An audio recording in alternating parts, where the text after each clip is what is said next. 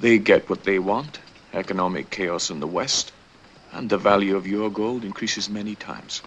I conservatively estimate 10 times. I think the stakes are ever so slightly higher in Goldfinger. I don't think stakes is what dictates the quality of a movie, because any movie can just be like, the world's gonna end. You know, that doesn't automatically mean that that's the superior film. Maybe I need to go into what I do love, because I do love that a spy drama does have a prolonged golf scene. He makes a subtle little thing. It's great. Every time you get that Odd Job theme, I can't help but laugh. I just love it. Like, I do f***ing love.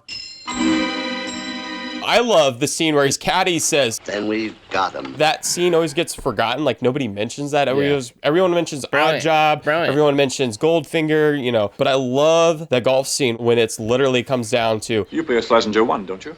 Yes, why? This is a Schlesinger 7. Here's my Penfold Hearts. Well, you must have played the wrong ball somewhere on the 18th fairway. We are playing strict rules, so I'm afraid you lose the hole and the match. A 7 versus a 1. And then they're like walking away and caddy's like, oh, we got him now. So I find the actual evil plot of Goldfinger to be more entertaining. I do. I think it's more fun. I think it's a little more silly, but I think that's not necessarily a bad thing. Like, I kind of want it to be far-fetched sometimes. Like, I get your point that, like, From Russia with Love is a much more grounded story. It takes itself more seriously. I mean, I'm kind of making a similar argument to you, Charlie. Like, I enjoyed both of them a lot. I'm not talking about the iconicness of any of the moments necessarily. I'm just saying, like, they're more fun. The laser scene is f***ing fun. That's a fun scene to watch. It's phenomenal. I f***ing golf. If you were to put me in my version of hell, golf would definitely be on the television. No doubt. And yet, I enjoy watching the golf scene in this movie. It makes something that I f***ing hate fun to watch. Yeah. That's why it's number one for me, is just like, I was more entertained watching Goldfinger than I was watching From Russia with Love. That's my argument here. Now, Scott, can you be as articulate as Patterson, or are you going to continue to sound like a f***ing caveman? I told Nans. I'm trying to give Nans his point because you wouldn't shut the f*** up after you told him to talk. I want to know what Nans has to say as a newbie. Yeah, I know. As a newbie, I want to know what he has to say. And then you and McCurdy kept arguing. Guys, shut up. Why are you now feeling that From Russia with Love may be superior? From the get-go of the episode, I mentioned I think they're very close, and both of them have their merits and weaknesses. If someone put a gun to my head, beginning of the episode, I had to edge out Goldfinger. But I could still be swayed one way or the other. Agreeing with Patterson, I find the plot of Goldfinger more interesting or more fun, though I don't know if it's as well executed as From Russia with Love. I will admit, From Russia with Love, I was kind of confused. Maybe the plot was too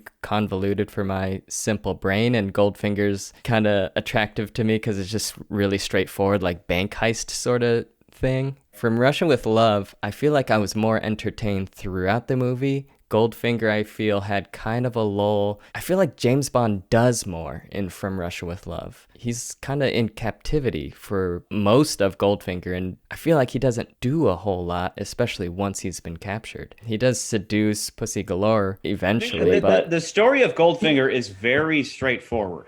Extremely straightforward. That's what I like about it. Would you look into this guy? We may or may not have gold smuggling. Maybe track him and see what he's doing. Yeah, I'll do that. Bond immediately finds out that he's smuggling gold. And then as he's catching this whole smuggling thing, he overhears Grand Slam. He doesn't know what it is. He gets caught because he sees his own reflection in a mirror. So he drives into a building, which is... That's silly. Kind of a weird moment. No, I don't think so. I think it's not a weird moment, and because mainly he's driving a car. It's not him seeing his reflections, his headlight reflection. James Bond sees a headlight, so he drives into a wall. He is getting blinded by his own car's headlights. And it's a funny moment, too, because when he crashes, Oddjob looks over and you see the mirror, and you realize, like, oh, he got f***ed by his own... A mirror that was elevated, that was like 20 feet off the ground. Have you not driven a car one time, and it's, like, hard to see, especially when it's, like... Yeah, but I don't panic and jerk the wheel into a wall. Yeah, but you're not getting chased down by, like... What do I do? Guys with guns. Yeah, I mean, are you getting chased down with guys with guns though? He tried the machine guns at that point. He tried the machine guns at that point. And then coming back to Oddjob again, the smile. Looking at the mirror, he doesn't need to say anything. I think the stakes are higher. I think the villain is overall better because he is throughout the entire film. He doesn't have his grand scene in the end of the film. He is throughout the entire film. The henchman, if you're saying Grant is equal to Oddjob, is better. He doesn't have to say anything. He does his job. You know his allegiance by his actions, not by his words. I gotta say, I just hate this argument that Oddjob's better just because he's mute. I think that's a terrible argument, just outright. It's not like just because a character doesn't say anything, they're awesome. It's a really cheap argument, if I'm being honest, but I'm gonna counter with a different cheap argument, which is that Red Grant murdered Karen Bay, and he's a butthead for that. But Oddjob murdered one of the worst actresses to ever be in a Bond film. Let me go! You're breaking my back! I want to kill him! Kill who? Goldfinger! Well, I want him alive. I want him dead. He killed my sister. Tilly Masterson sucks, and every time I watch his hat explode her skull, I smile with gusto. So way to go, Oddjob.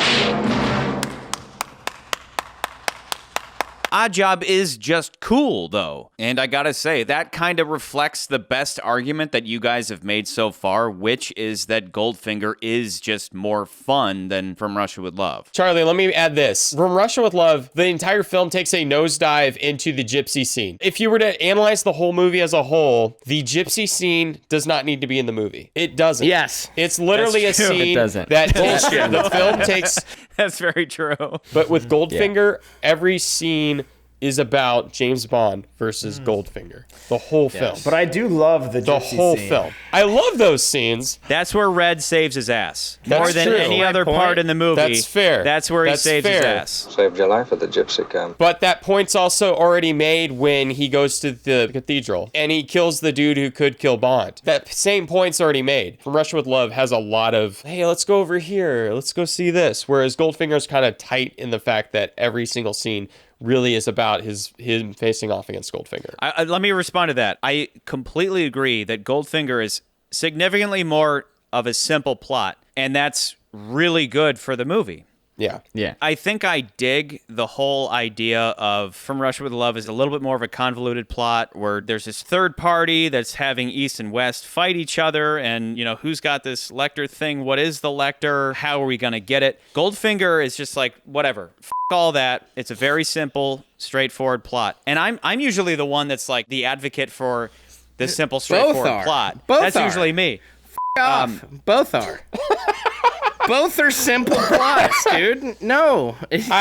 No, Scott, I would disagree. Not at all. Between the two, Goldfinger is significantly more simple and straightforward, and I'm saying that's a good thing. Scott, I would agree. For Russia with Love's a little more convoluted in the fact that you have to understand who Spectre is, what the East and the West are doing. But from Goldfinger, I'm just saying Goldfinger, like, I agree with Charlie. Goldfinger is a lot simpler. And I think that's a good thing. In this movie, Goldfinger, Bond fights Oddjob. Oddjob is probably physically more superior to Bond in every way. If they were in a cage match, Bond would be f***ing dead. But what makes this fight better, the one thing I love about this fight, Bond has to use his intelligence. He has to use what's around him. He uses his surroundings. He realizes he's got a rim hat with metal in it. There is a cable there. Oh, well, maybe I could electrocute him if I trick him into grabbing the hat. And I think that's one of the best things about this movie is throughout the film. It's not even just that scene.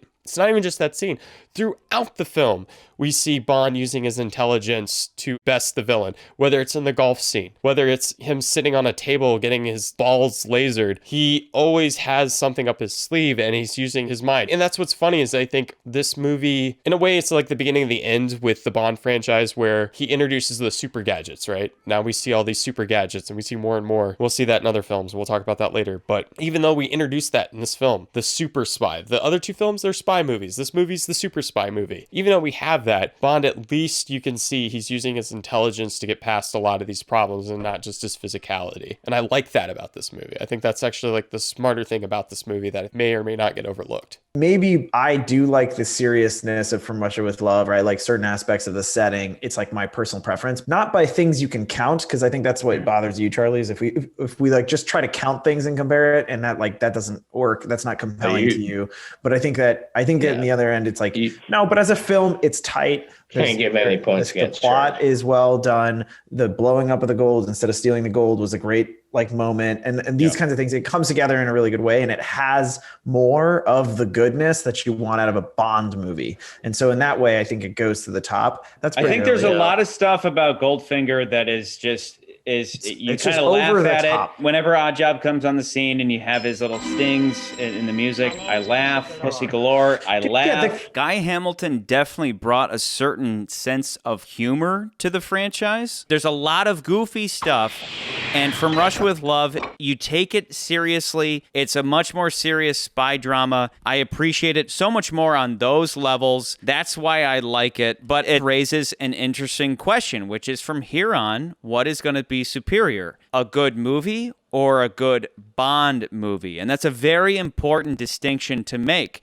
And that's going to be at the core of our discussions going forward. I think in the end, Charlie, this is what I'm going to say. Goldfinger mechanically just sort of like stands as the better put together film, and yet you can still like From Russia with Love more. I'm trying to put into words what it means to me. And I think what it comes down to is like what we talked about before and what we talked about last week, is that McCurdy himself was talking about how this feels like a real spy drama. And Goldfinger is, I just think of, different film. Watching it, it's just goofier. And that doesn't mean bad, because we're about to hit Roger Moore movies, which are goofy as and that's fine. I am never going to be that guy who disregards any Bond because of goofiness versus seriousness. But really what it comes down to for me is there's this level of class that From Russia with Love has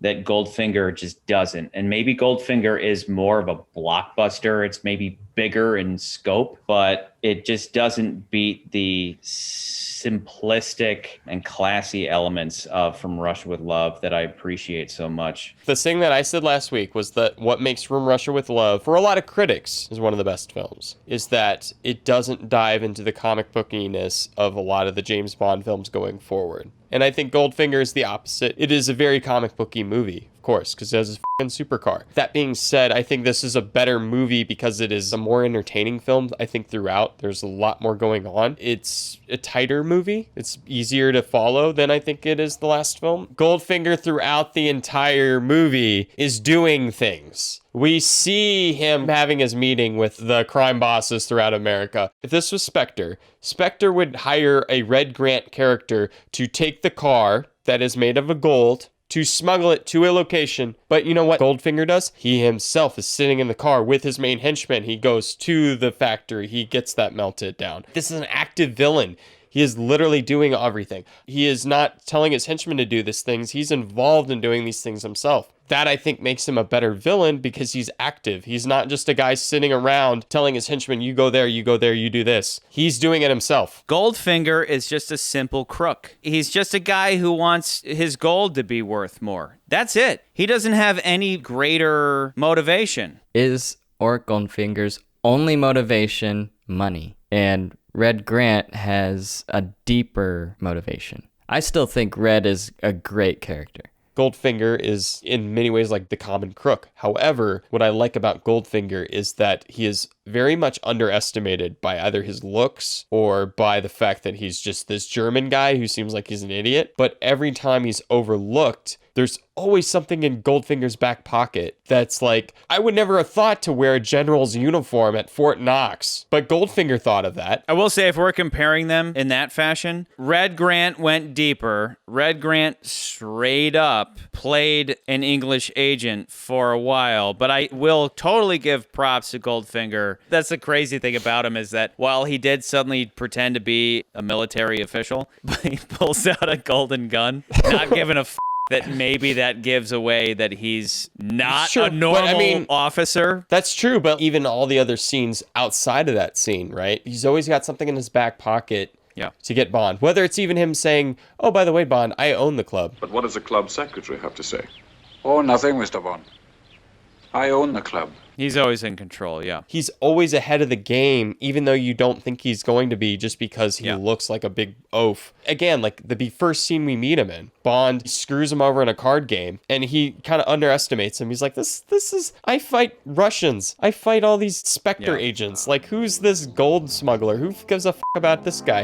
And then the first time he beats him, it turns out, oh, wait, by the way, the gold smuggler has a Korean henchman who's a f***ing monster, and he can just, karate chops Bond in the back of the head, and then, to show his dick, he's just like, I'm gonna spray paint the girl that you banged with gold, kill her to make a message. Okay, this guy, you probably shouldn't underestimate him. He's a dangerous guy. I think you hit the nail on the head with this one, McCurdy. While I'll always dig the espionage of From Russia with Love, there really is this escalation with Goldfinger. It just starts with a simple card game, and then it moves to a game of golf. And then eventually it works its way up to the destruction of the West as we know it. So, yeah, I think you're totally right. Goldfinger is just a better villain than anybody we've come across yet. And like you said, a big part of that is how he's underestimated based on his looks, but he's secretly a genius and a ruthless one at that. And that's what leads to this kind of back and forth between him and Bond, which is Bond has a win, then he has a loss, Goldfinger has a win, then he has a loss. It's this back and forth that is slowly escalating until we get to that fantastic conclusion. I think there is a subjective bias on my part that just digs the style of From Russia with Love more. But if you remember, I talked a lot of about Red Grant, about how he kind of fails in the end. And I'm willing to concede that on those grounds, Goldfinger is superior in terms of things like what McCurdy just said, like Bond constantly using his intelligence to get out of situations, as opposed to something like, well, let me buy a cigarette, which didn't make sense for Red Grant's character. Goldfinger is who he is from beginning to end. There are no concessions made character-wise. It is technically a simpler plot, but it's a simpler plot done bigger. So I'll officially concede my position and put Goldfinger at number 1, From Russia with Love at number 2, and Dr. No at number 3. I think overall it just has to do with these discussions are going to come up in the future. Classiness versus goofiness. That's going to be a big thing going forward. This is our first little foray into it. A little bit of Bond goofiness isn't a bad thing, but Goldfinger introduces a certain level of goofiness. It's inevitable when it comes to Bond, but all in all, it's fun!